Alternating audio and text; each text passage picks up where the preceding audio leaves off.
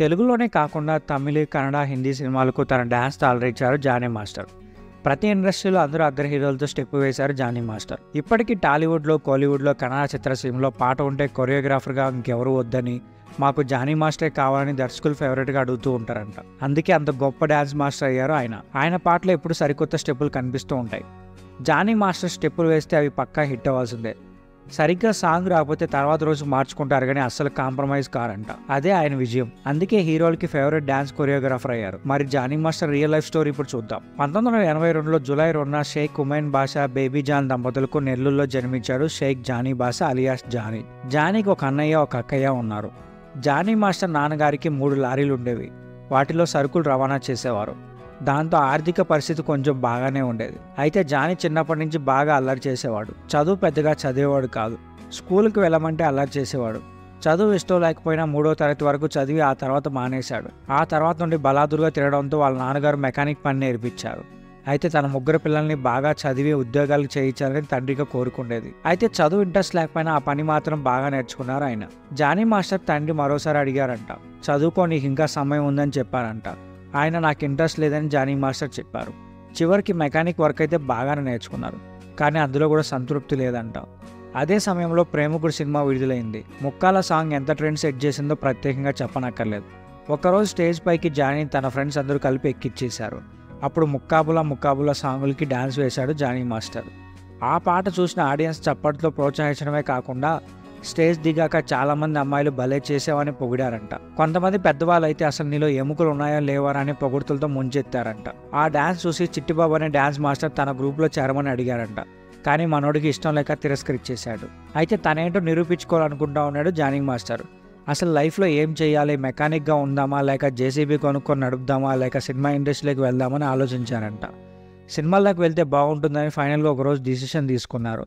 అయితే సినిమాల్లోకి వెళ్తే దర్శకుడు అయితే బాగుంటుందని అనుకున్నారంట. ఇంట్లో తండ్రికి ఈ విషయం చెప్పారు. ఆయన పెద్ద గొడవ పెట్టుకున్నారు. ఏదైనా పని చేసుకోగానే సినిమాలకు అయితే వద్దని చెప్పారంట. అయితే నేను ఇంట్లోంచి వెళ్ళిపోతానని జానీ మాస్టర్ సీరియస్గా గొడవ పెట్టుకున్నారు. చివరికి తండ్రి కొడుకు ఏమైపోతాడని ఆలోచించి కొంత డబ్బులు ఇచ్చి హైదరాబాద్కి పంపించారంట. 2003లో హైదరాబాద్ వచ్చిన జానీ ఎవరిని కలవాలో, ఎక్కడ కలవాలో తెలియక మొదట లాడ్జ్ తీసుకుని మాదాపూర్లో ఉండేవాడు. ఆ తర్వాత సినీ ఫీల్డ్ సంబంధించిన వాళ్ళందరూ కృష్ణానగర్లో ఉంటారని తెలుసుకొని అక్కడ అద్దెకి ఒక ఇల్లు తీసుకొని ఉండేవాడు. కానీ సినీ ప్రయత్నాలు అయితే ఎలా చేయాలో తెలిసేది కాదు. అయితే రాజమౌళి, పూరి జగన్నాథ్, వివి నాయక్, త్రివిక్రమ్ లాంటి దర్శకుల ఆఫీసులకు వెళ్ళి అక్కడున్న కో డైరెక్టర్స్ కలిసి మాట్లాడేవాడు. కానీ జానీ 3వ తరగతి వరకే చదువుకున్నాడు. ఆ విషయం తెలిసిన కో డైరెక్టర్స్ జానీతో, తమ్ముడు నీకు చదువు లేకపోతే డైరెక్షన్ డిపార్ట్మెంట్లో ఎలా పనిచేస్తావని పంపించేసేవారంట. అలా కొన్ని రోజులు తిరిగాక ఇంకా లాభం లేదని డాన్సర్గా మారాల్సిందని ఫిక్స్ అయ్యారు జానీ మాస్టర్. అక్కడ నుంచి డాన్సర్ యూనియన్కి వెళ్ళి కార్డు కోసం ప్రయత్నించాడు. కార్డు కావాలంటే 2500 కావాలి. దీంతో వాళ్ళ నాన్నని అడిగాడు. అదే సమయంలో వాళ్ళ నాన్నగారికి యాక్సిడెంట్ అయ్యింది. మరోపక్క వాళ్ళ అక్క పెళ్లి కూడా ఉంది. వాళ్ళ నాన్నకి కష్టంగా అనిపించిన 2500 ఇచ్చాడు. ఆ 2500తో జానీ యూనియన్ కార్డు తీసుకున్నాడు. అప్పటి నుంచి అప్పుడప్పుడు ఎవరైనా డాన్సర్గా పిలిస్తే వెళ్ళేవాడు జానీ మాస్టర్. ఆ తర్వాత నుంచి ఆయనకు వరుసగా అవకాశాలు వచ్చాయి. పలు సినిమాలకు డాన్సర్గా పనిచేశారు. రోజుకి 100 నుంచి 1200 వచ్చేవి. ఇలా చేతిలో డబ్బులు ఉండడంతో భారీగా ఖర్చు చేసేవారంట. అదే సమయంలో ఆయనతో రూమ్లో ఉండే సిరాజ్ అనే అతను, ఇలా డబ్బులు ఖర్చు పెడితే రేపన్న రోజులు అవకాశం రాకపోతే చేతిలో డబ్బులు ఉండవు, మొత్తం డబ్బులు నాకు ఇవ్వు, వాటిని నేను పొదుపుగా ఖర్చు చేస్తానని చెప్పారు. నీకు ఏదైనా అవసరం ఉంటే చెప్పు, అప్పుడు నేను ఇస్తానని చెప్పారంట. సిరాజ్ మంచి మిత్రుడు కావడంతో మొత్తం డబ్బులు అతనికి ఇచ్చేవారు. నెలకు 5 నుంచి 6,000 రూపాయలు జాగ్రత్తగా ఖర్చు చేసుకునేవారంట. మొత్తం డబ్బులు స్నేహితుడి దగ్గరే ఉంచేవాడంట. నిజంగా పొదుపు అలవాటైంది తన మిత్రుడు సిరాజ్ వల్లే అని చెప్తూ ఉంటాడు జానీ మాస్టర్. అతను జానీ తమ్ముళ్లాగా భావించి జానీ ఎక్కువగా వృధా ఖర్చులు చేస్తున్నాడని డబ్బులు తన దగ్గర ఉంచి అవసరమైన మేరకు డబ్బులు ఇచ్చేవాడు.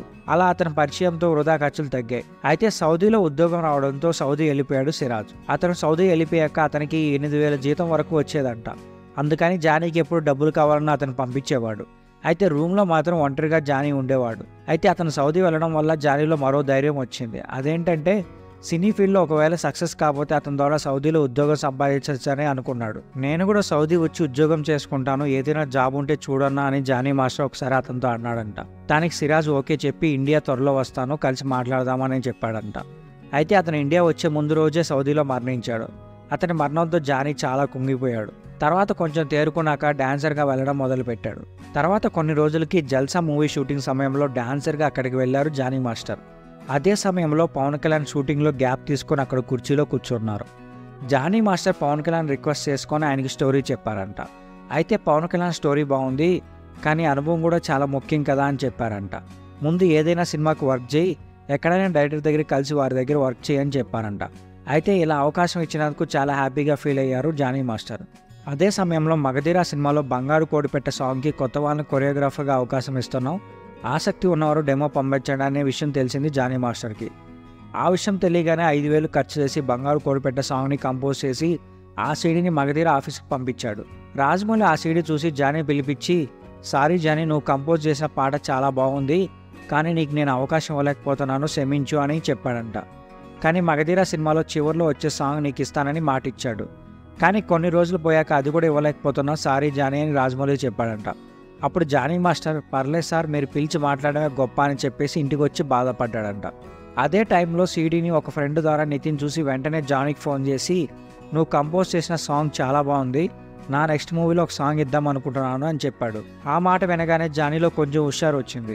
నితిన్ ద్రోణ సినిమాలోని వద్దంటనే సాంగ్ సీడీని జానీకి ఇచ్చి కంపోజ్ చేసుకొని రమ్మన్నాడు. నితిన్ చెప్పినట్లే ఆ పాట బాగా కంపోజ్ చేసి మళ్ళీ ఎడిటింగ్ చేసుకొని అదే సీడీ తెచ్చి నితిన్కి చూపించాడంట. వెరీ గుడ్, చాలా బాగా చేసావు, ఈ పాటకు నువ్వే కొరియోగ్రాఫర్, షూటింగ్ త్వరలో ఉంటుంది, రెడీగా ఉండని చెప్పేసి పంపించేశాడంట. ఆ తర్వాత షూటింగ్ రోజు రానే వచ్చింది. కానీ షూటింగ్ రోజు లొకేషన్ చూశాక జానీకి మూడంతా పోయింది. జానీ నితిన్ దగ్గరికి వెళ్ళి నాకు లొకేషన్ నచ్చలేదని చెప్పారంట. అప్పుడు నితిన్, అయితే నువ్వు వెళ్ళిపో అని చెప్పి జానీని ఇంటికి పంపించారంట. ఇంటికి వచ్చాక జానీ బాధపడుతున్న టైంలో నితిన్ ఫోన్ చేసి, జానీ, నాకు కూడా లొకేషన్ నచ్చలేదు, అందుకే షూటింగ్ క్యాన్సిల్ చేశాను, ఈసారి పాట వరంగల్లో పెడదాం అనుకుంటున్నా, చేస్తావా అని అడిగారంట. అయ్యో అదే మాట సార్, ఖచ్చితంగా చేస్తానని చెప్పి మళ్ళీ సంతోషంగా ప్రాక్టీస్ మొదలుపెట్టాడు. తర్వాత వరంగల్లో 1000 స్తంభాల గుడిలో సాంగ్ మొదలైంది. జానీ మాస్టర్కి ఇదే తొలి సినిమా.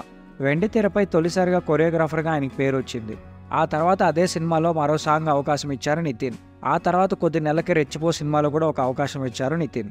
2009లో వరుసగా 3 సినిమాలు కొరియోగ్రాఫర్గా పనిచేశారు జానీ మాస్టర్. అయితే స్టార్ హీరోలతో సినిమాలు చేస్తే ఖచ్చితంగా మంచి గుర్తింపు వస్తుందని అనుకున్నారు.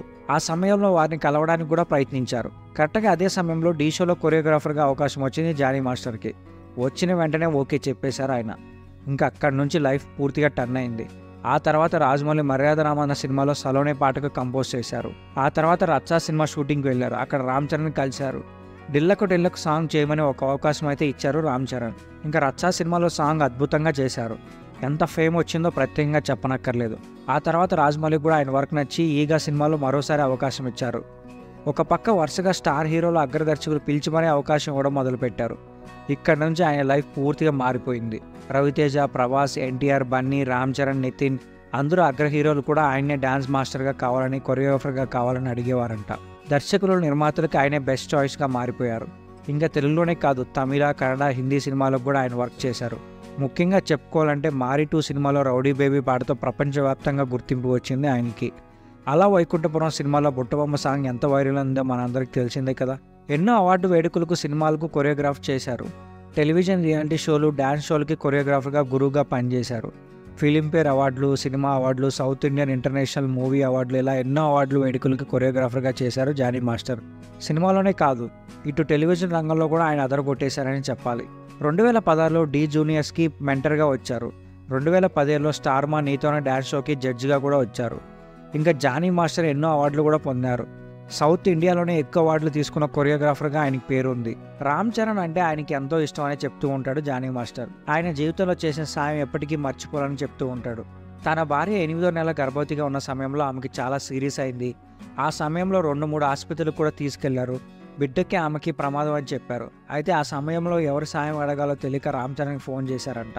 వెంటనే రామ్ చరణ్ అపోలో ఆసుపత్రికి వెళ్ళమని చెప్పారంట. అక్కడ పూర్తిగా ట్రీట్మెంట్ చేశారు వైద్యులు. ఆ సమయంలో జానీ మాస్టర్ ఒక బాబు పుట్టాడు.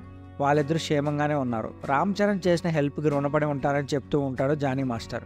ఇంకా ఆయన ఆస్తులు, రెమ్యునరేషన్ చూస్తే ఒక్కొక్క సినిమాకి సుమారు 20 నుంచి 25 లక్షల రూపాయల వరకు తీసుకుంటారంట. స్పెషల్ సాంగ్కి 10 నుంచి 15 లక్షల రెమ్యునరేషన్ తీసుకుంటారంట. హైదరాబాద్లో ఆయన సొంత నివాసం ఉంది. ఇంకా నెల్లూరులో కూడా ఆయన ప్రాపర్టీస్ ఉన్నాయి. ఈ వీడియో మీకు నచ్చితే మా ఛానల్ సబ్స్క్రైబ్ చేసుకొని ఇలాంటి మోర్ ఇంట్రెస్టింగ్ వీడియోస్తో మీ ముందుకు వచ్చేస్తాను.